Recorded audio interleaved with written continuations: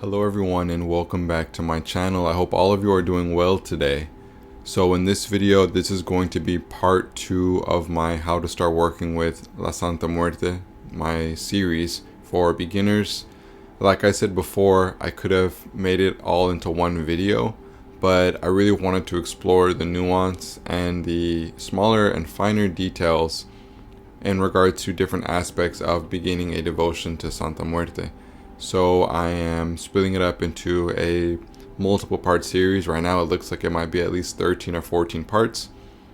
The second one I was going to do was Santa Muerte's history and origins, but I decided to put that one off for a little bit later because that requires research, a lot of research, and I want to be able to provide a better information for everyone. So for now I'm moving to the second video on the list, and that is regarding common misconceptions within the realm of devotion and working with Santa Muerte. So this is things relating to her and relating to her devotion. When you become a devotee, when you're thinking about being a devotee, or if you are online in the online spaces and doing a lot of your own research or even reading books, you will come across a variety of information. You will come across contradicting information, and you will come across people pointing the fingers at one another, discrediting one another. So I just wanted to put my own opinions out there, my own personal experiences, and my own beliefs regarding things that I feel people get wrong about Santa Muerte. So let's just get right into it. The first thing I want to talk about is discernment and intuition. Whenever you take steps forward into these spiritual spaces, you're going to come across a variety of information, like I said before, and you're going to want to be able to use your discernment. It's like your intuition. It tells you with feelings in your body, gut feelings, this information is true, this information is not true, this seems like it is correct, this seems like it's incorrect, I believe this person, I don't believe this person. You know, that's your intuition, that is your discernment. It's a very invaluable tool. With Santa Muerte, devotion, there isn't a lot of information available about her. She, as we know her today as Santa Muerte, she hasn't been around that long in the public eye. People have worked with her for longer than that, in private, but publicly not for that long, really. There aren't that many books about her, and even the books available about her, some are in English, most are in Spanish. A lot of the information contradicts one another, and a lot of it seems, a little bit unsure about itself within certain areas. Anytime you do any research of any kind or are evaluating information for yourself, be sure to tap into your intuition because it will save you a lot of trouble. Also, be sure to get information from a variety of places. Always, always, always diversify your resources. Try not to listen to just one person.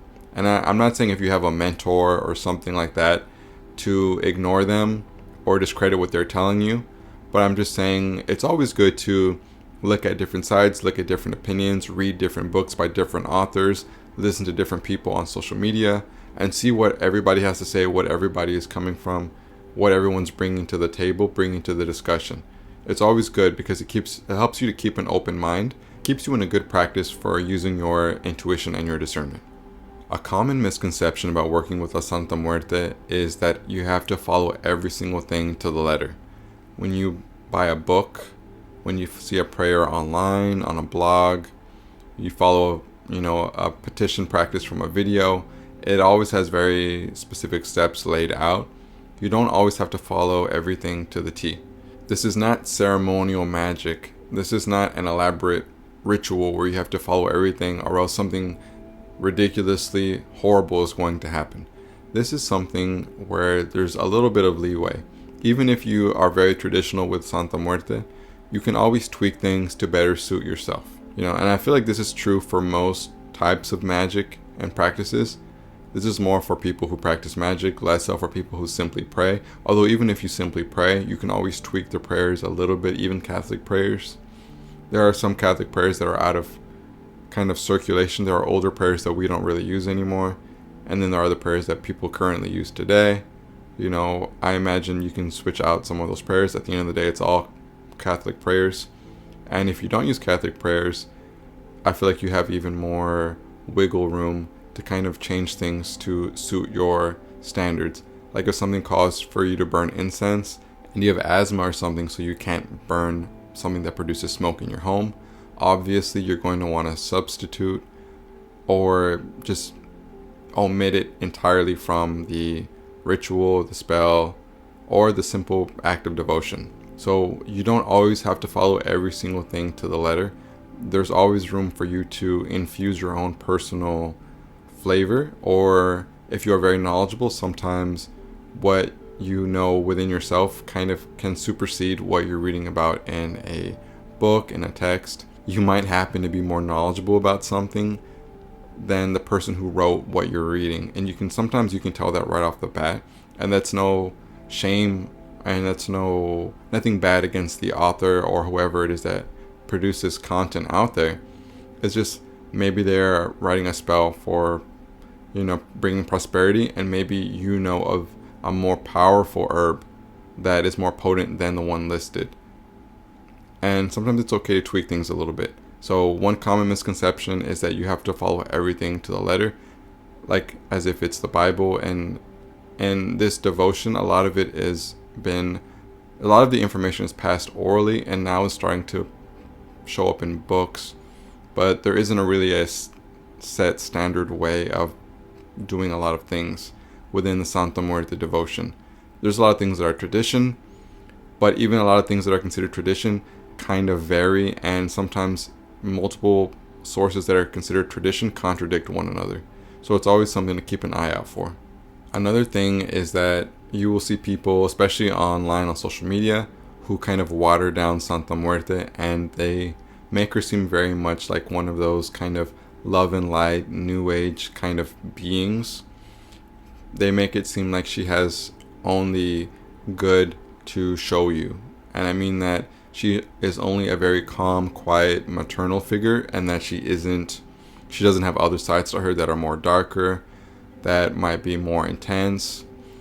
It's almost as if they treat her, or the way they envision her, or the way they kind of are pawning her off to other people, is that she is only the white aspect. And we know the white aspect is very calming, nurturing, mothering, motherly. And it's not to say the other aspects can't be those things, but the white is considered the most calm aspect. And when some people make it seem like that's her only demeanor, her only way of showing up, when we all know, or some people know or are aware of, that she has other aspects like the black or the half black, half red, that can be much darker, much more intense, much more serious.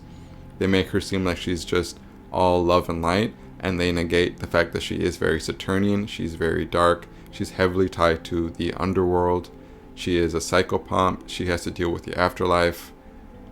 She is literally a skeletal Grim Reaper like figure, and people try to sugarcoat her or whitewash her, or even take it a step further, and they will make it seem like she absolutely would not partake in any type of baneful or negative or dark spells, practices, rituals, or prayers.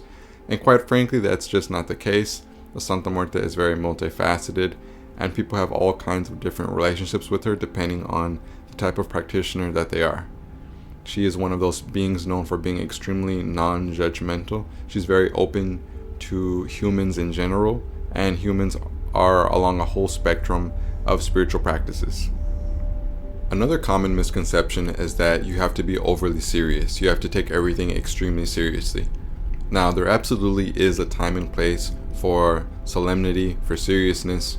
If you are doing a very serious ritual, if you're doing the rosary, if you are, meditating with Santa Muerte or communing, especially if it's with a more serious aspect, you're going to want to, you're going to want to conduct yourself accordingly.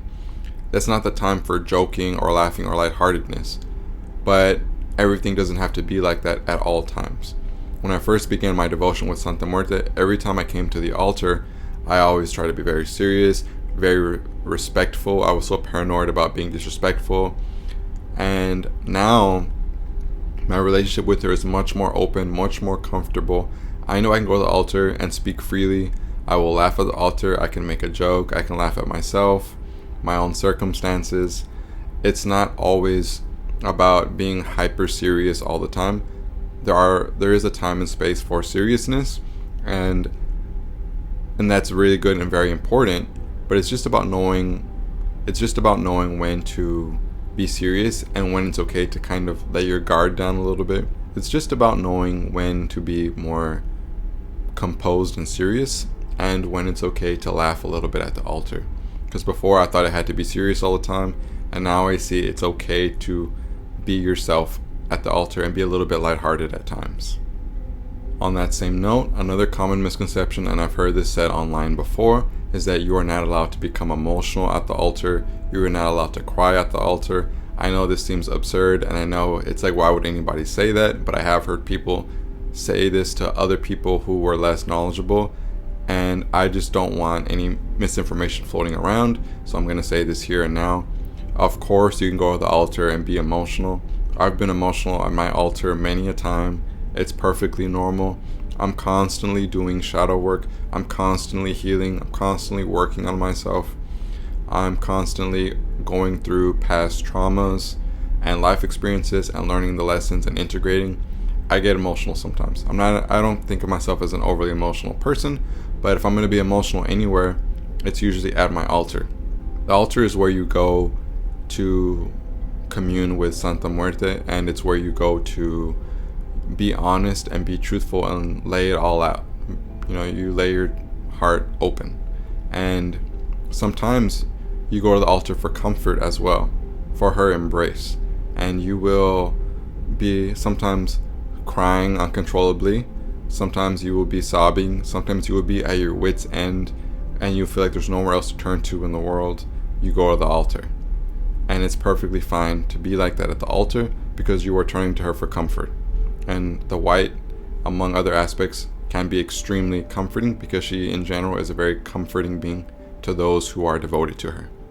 The next thing I want to talk about is that she will bring an end to those that you care about.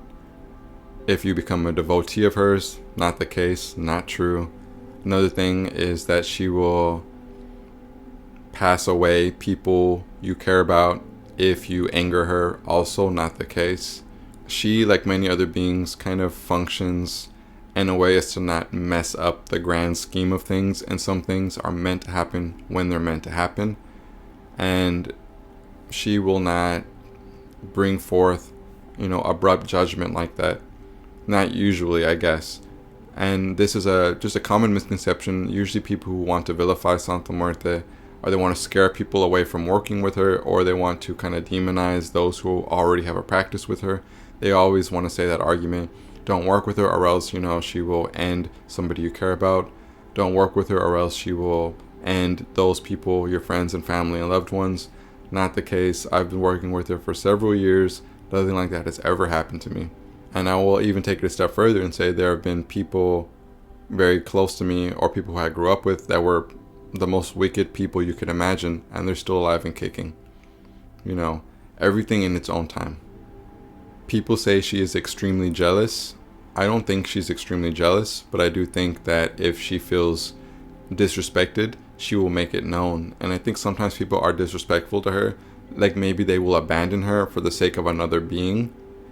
And when they do so, that is disrespectful. I think people look at it however they want to look at it.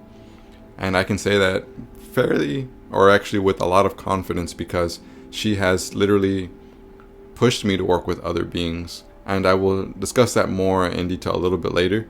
But all to say, I don't consider her jealous really at all.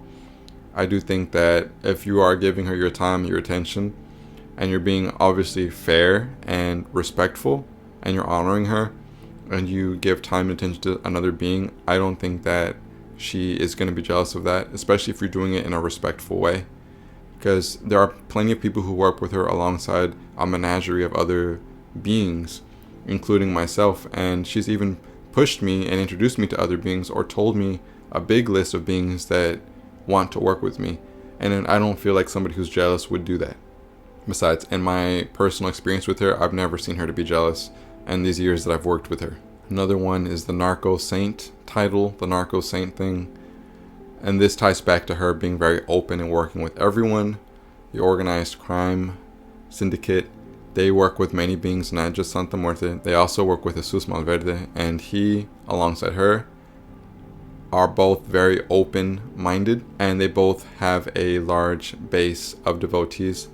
And we're talking about the ones in Mexico. Most of them are blue-collar people, regular working class people. They are not involved in any type of criminal activity. But some people who are involved in that stuff work with Santa Muerte because she is just open to all people. And I really have mixed feelings about the term Narco Saint.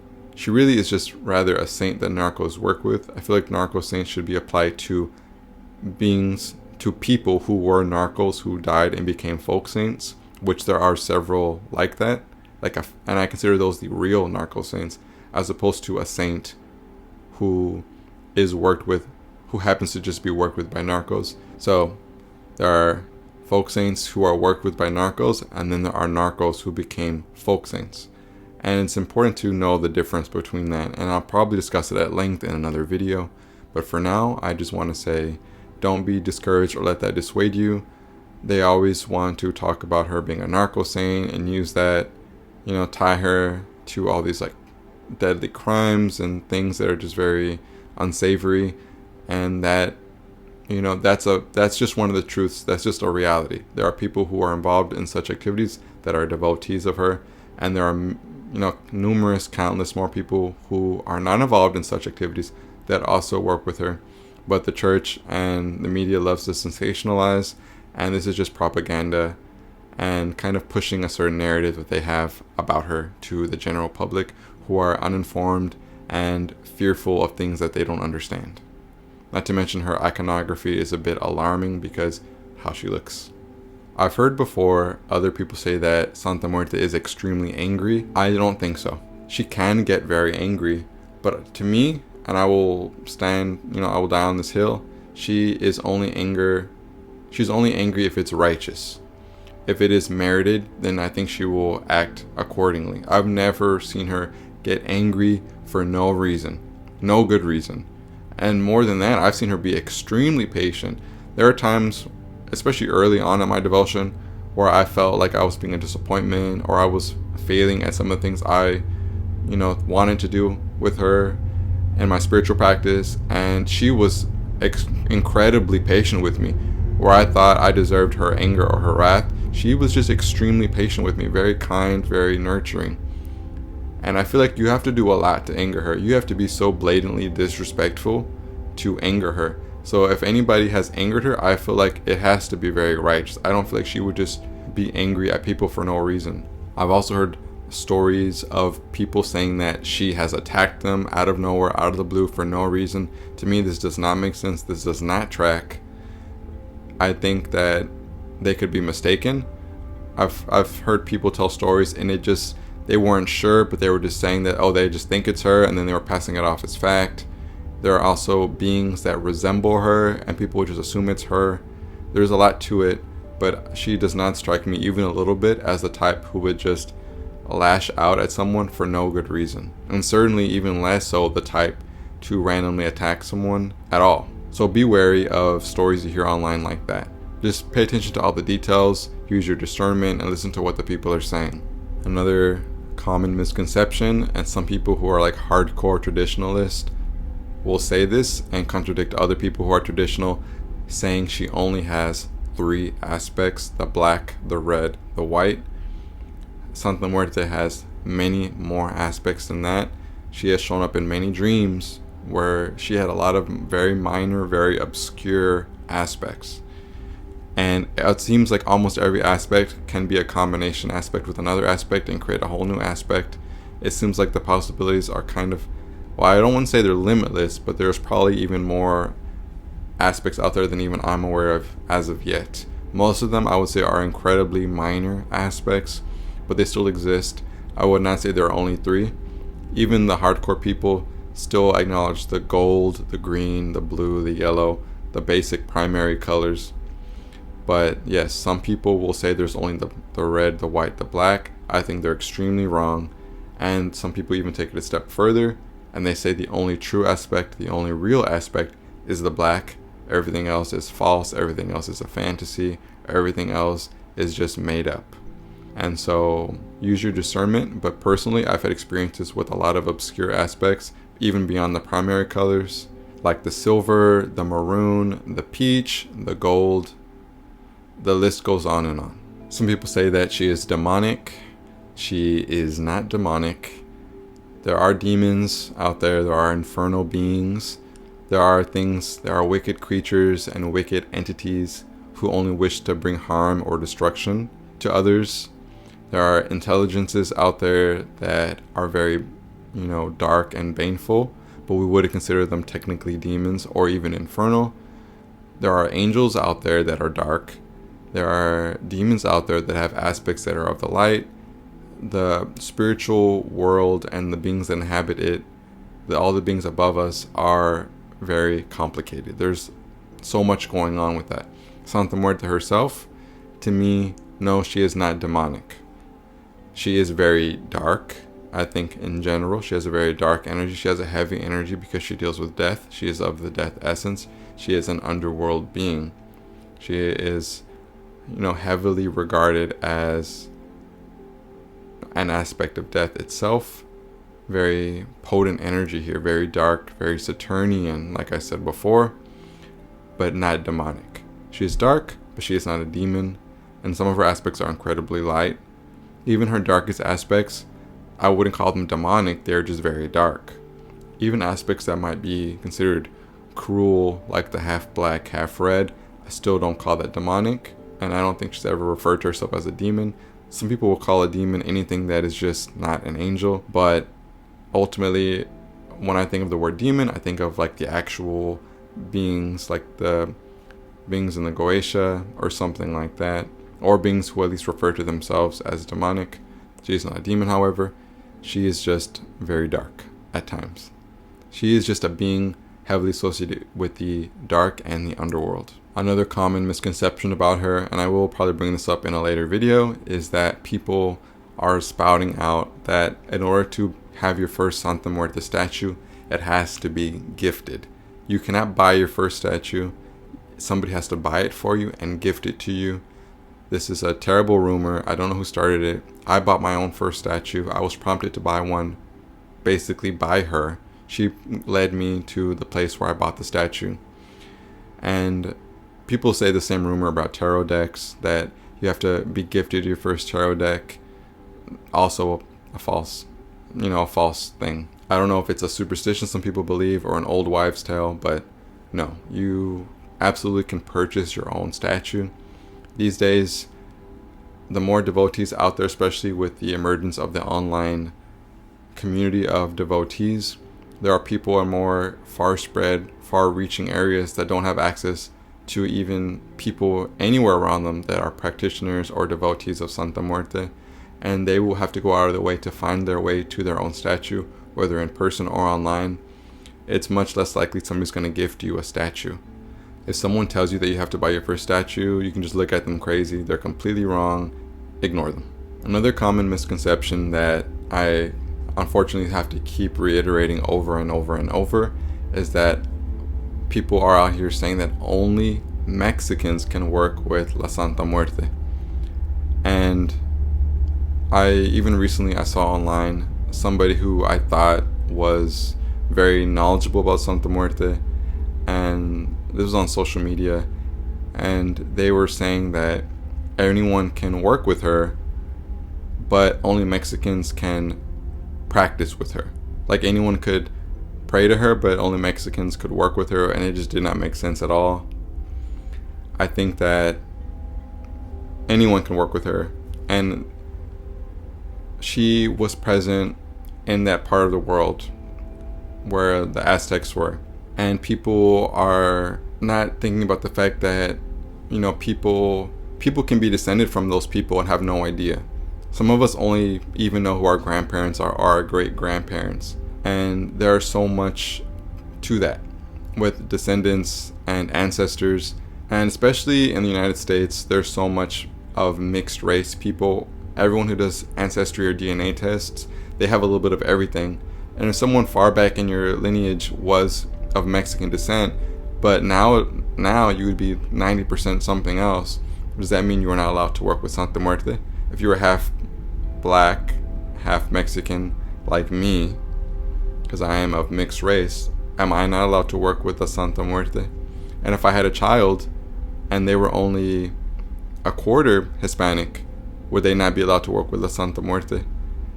It is strange that people want to keep other people from creating these beautiful relationships with La Santa Muerte. Obviously, some practices are considered closed practices, like voodoo, for example. I'm not going to speak on that because I'm not a voodoo practitioner. But I just know that people consider that to be closed practice, and they warn people against working in closed practices because bad things will befall them. 100,000% I will say, for as far as Santa Muerte worship goes, absolutely anyone can be a devotee of La Santa Muerte. And I mean praying with her, working with her, devoting yourself to her, 100%. I've been shown, I've been told, I've been seeing visions, dreams, where people of multiple ethnicities, not just Hispanic or even Hispanic presenting people, I've seen people clearly of different ethnicities all being gathered to her by her. She is not of the type of a practice to be gatekept. People continue to and will always be gatekeeping her based off of someone's ethnicity, nationality, country of origin. But these days, with her, it's not really about that. If I moved to Mexico, or if like a white couple moved to Mexico and they had children, and their children had children, if there was 3 or 4 generations of purely white people living in Mexico, they'd be considered Mexican by the, right away. Once you're born in Mexico, you have that citizenship. But is it by genealogy? Is it by the blood? Or is it by where you were born and who you grew up with? Because there are people who technically are not Hispanic, but they've grown up in Mexico their entire lives, right? And it gets into the weirdness of it all. There are people who are in the Philippines, which are considered Asian, who are heavily devoted to Santa Muerte. I've seen white people, black people, Asian people, all these people, and people in further reaching countries who are devoted to Santa Muerte, who have came forward to me. And I just want to say, if anyone has told you can't work with her, if anyone has been rude to you or tried to use their own personal political views or their personal agenda to tell you cannot work with her, they're absolutely wrong. She is for everyone. She has a global reach, and I know that sometimes people want to keep things to themselves, for themselves, because it's part of their tradition and they're very proud of it, and it comes from their country or their continent or their part of the world. And I completely understand that, but I just have to say she is just not something to deny other people, because she is so much bigger than Mexico. She existed before Mexico even existed as we know it. And there's so much more I want to say about that, but it's not time for me to talk about that just yet. Another common misconception about working with her is that you have to refresh your altar every single day. Some people have the money to buy multiple bouquets of flowers, enormous bouquets of roses, dozens of roses, lavish feasts every week. Other people cannot. You don't have to refresh the altar every day. I will just say, do what you can. For me personally, I usually just refresh things as I see them needing to be refreshed. I usually buy a bouquet of flowers once a week, fresh flowers, and when the flowers start to wilt, I just replace them. If the water on the altar starts to get low, I replace it. I actually need to replace the water on my altar today. I'll probably do that later today. You just replace things as you need them. As far as lavish meals and all this stuff, if you can afford to do that, do that. But don't feel like you have to do it every single day. We do what we can with what we've got. And she sees us, she understands our lives, she understands our finances, she understands what is and isn't plausible for us to do on the daily. So don't beat yourself up if somebody's trying to make you feel bad because you aren't buying a whole feast and all these flowers and candles every single day. For most people, that's kind of out of the question. So just do what you can. The next thing I want to briefly touch on is sensuous acts. Some people say you cannot have the altar in the bedroom because if you do something like that in the bedroom and it's in front of her, it will be extremely offensive to her. I've heard people use the argument that she's like a mother, she's like a grandmother. You would not do that in front of your mother. You wouldn't do something like that in front of your grandmother. I have to say this yet again. Do not put human traits on a being that is not human. Santa Muerte loves humans. She loves us. She understands us. But she is not us. She is inhuman. She's far more spiritually advanced than us. She sees things from multiple perspectives. She's seen civilizations rise and fall. She's seen countless lives begin and end. She's witnessed all of it. She is not going to be that. She's not going to be offended by that. Now, if you were doing something like that with the intention of being disrespectful, that's different. But for people who live, say, in a studio apartment where you have everything in one room, what would you do then? People don't think, they just speak.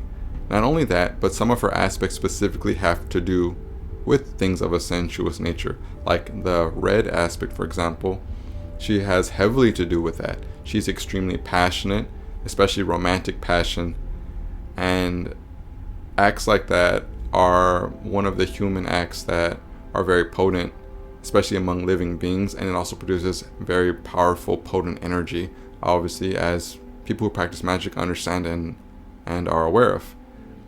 The red aspect heavily ties into that.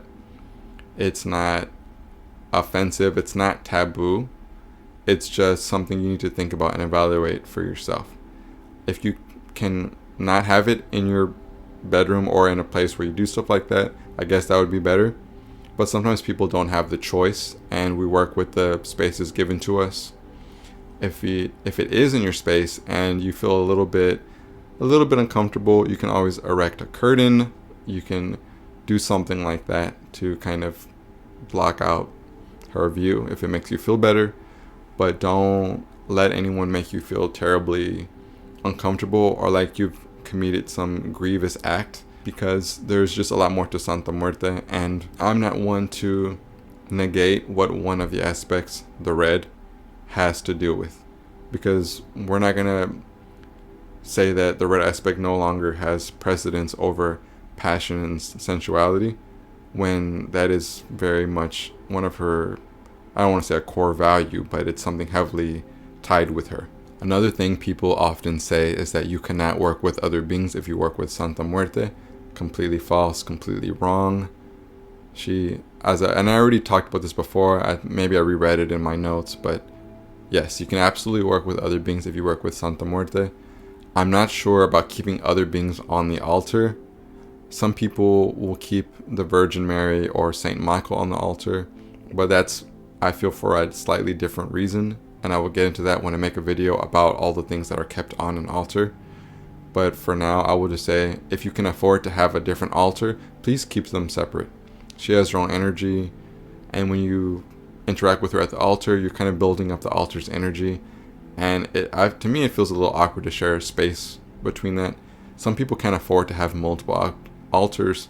Some people will keep different beings on the same altar, and that's okay if that's how you practice, and if she's fine with that, that's okay. There are always a few exceptions to some of these rules, but as a general rule of thumb, you should keep a different being on their own altar. It's okay to even have altars in the same room, just I wouldn't put them necessarily like right on top of one another. I usually like to give altars breathing room. I have my Santa Muerte altar in the same room as my Jesus Malverde altar, but they're not right side by side. They're on the opposite sides of the room, and I think that's perfectly fine. She's never had a single issue with it.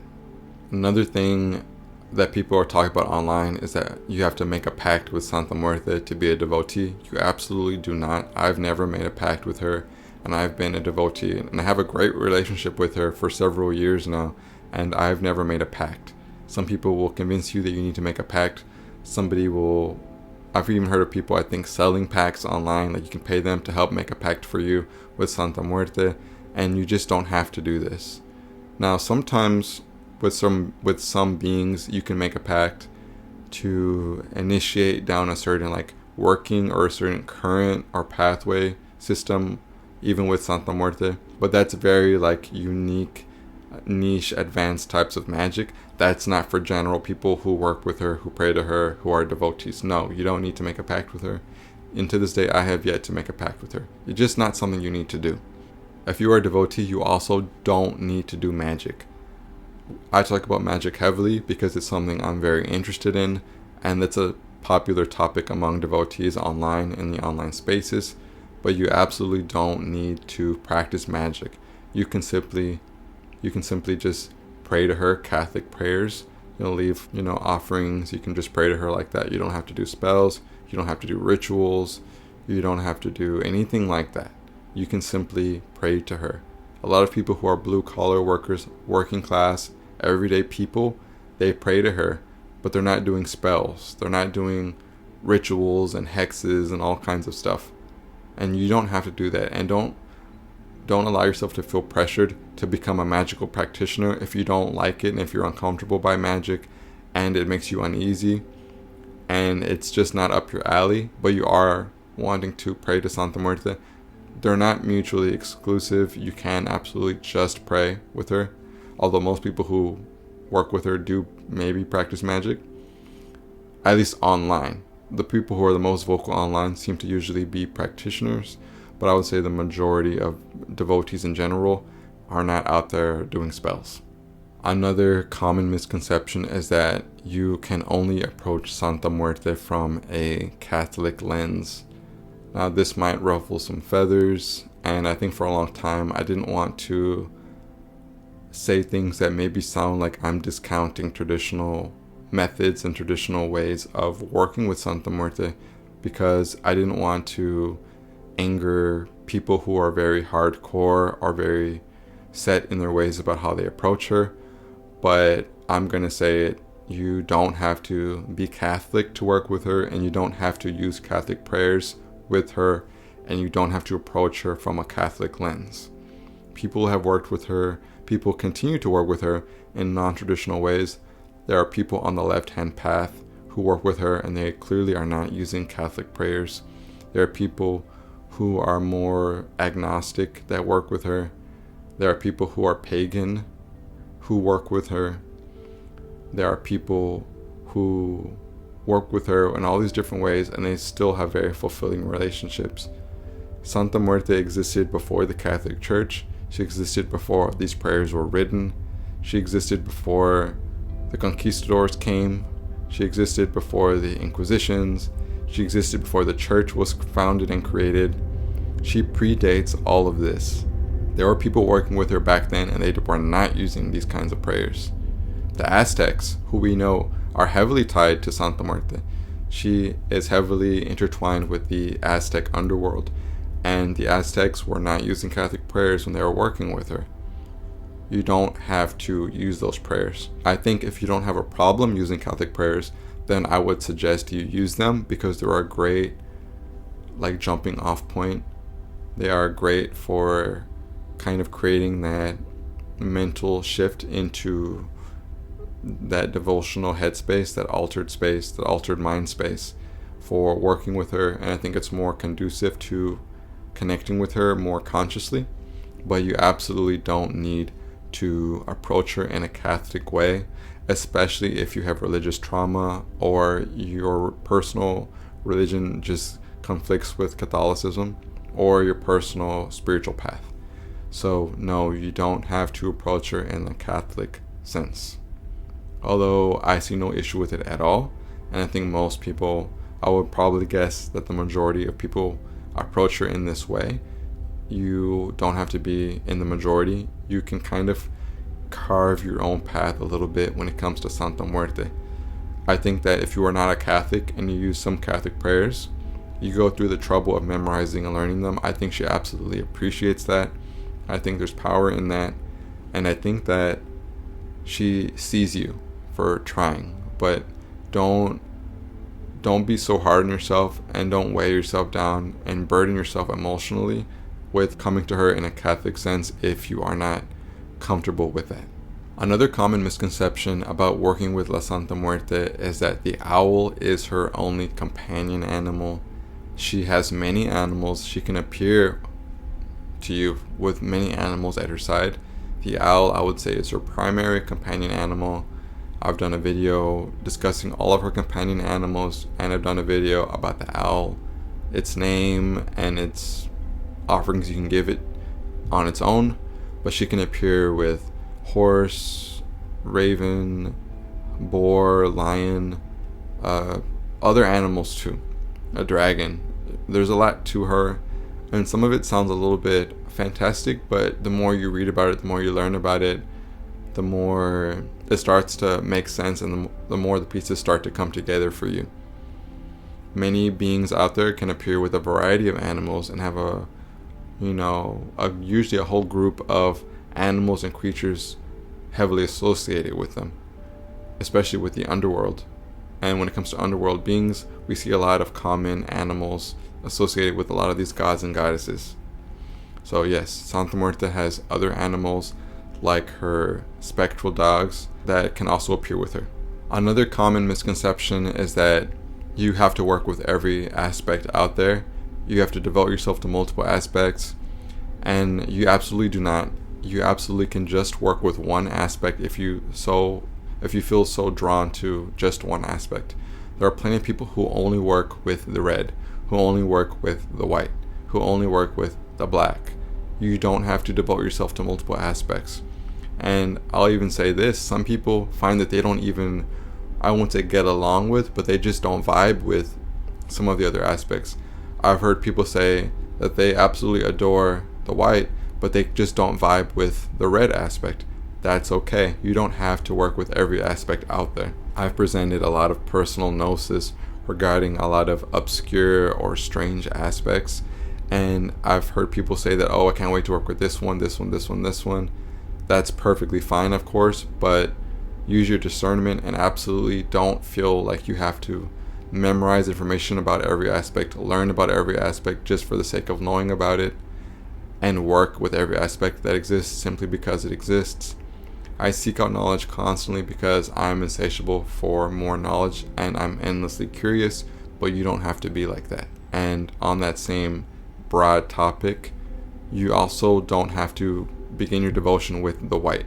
It's another thing I see people push around, saying you can only start with the white. The white is the most calming, the white is the most friendly, she's the most family friendly, she's the most easiest to work with. And why I think that is because there is merit to that. She is very calm, and I think her energy is maybe easier on the majority of people, but some people aren't meant to start off devotion with the white aspect. And then on the other hand, people are cautioned from specifically devoting to the black aspect to start off with, and I would not tell people not to. I think you should just use your intuition and feel out for yourself which aspect you feel the most drawn to, and let that be your compass for deciding who you're going to start devotion with as far as all of her aspects are concerned. Do not let other people dictate your spiritual path based on their own limited scope of knowledge, based on mindlessly adhering to traditions, when some of the traditions are based out of personal biases that some of the people have who are pushing along these things as tradition. Tradition exists for a reason, and it's very important, and it's not something that should be tossed aside callously, but you need to be able to think for yourself sometimes and be able to tell for yourself what feels correct and what feels like a projection of the person who maybe is trying to convince you of something that doesn't sit well with you. So these are just some misconceptions. Honestly, I could make like this a multiple part series. These are just all the things that I could think of off the top of my head over the last couple of days of trying to come up with misconceptions. I fear I will have to make another video, another part to this one day. But this is going to conclude part 2 of my How to Start Working with Santa Muerte series. I think the next one will be about the altar and all the things that could be put on an altar and how I feel about the altar and all my thoughts about the altar and what everything symbolizes, etc.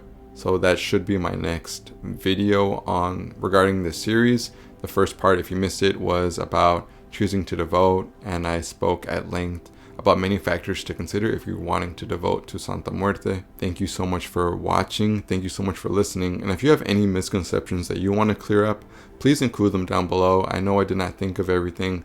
There's probably going to be a few things that will pop in my head after I upload this video. I'm going to be like, why didn't I include that? Why didn't I think of that?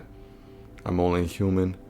So if you have anything to say, or if you feel strongly against any points I made in this video, feel free to comment that down below. I love for people to hear all sides. I want everyone to see all opinions on all of these topics and let everyone come to their own conclusions for themselves.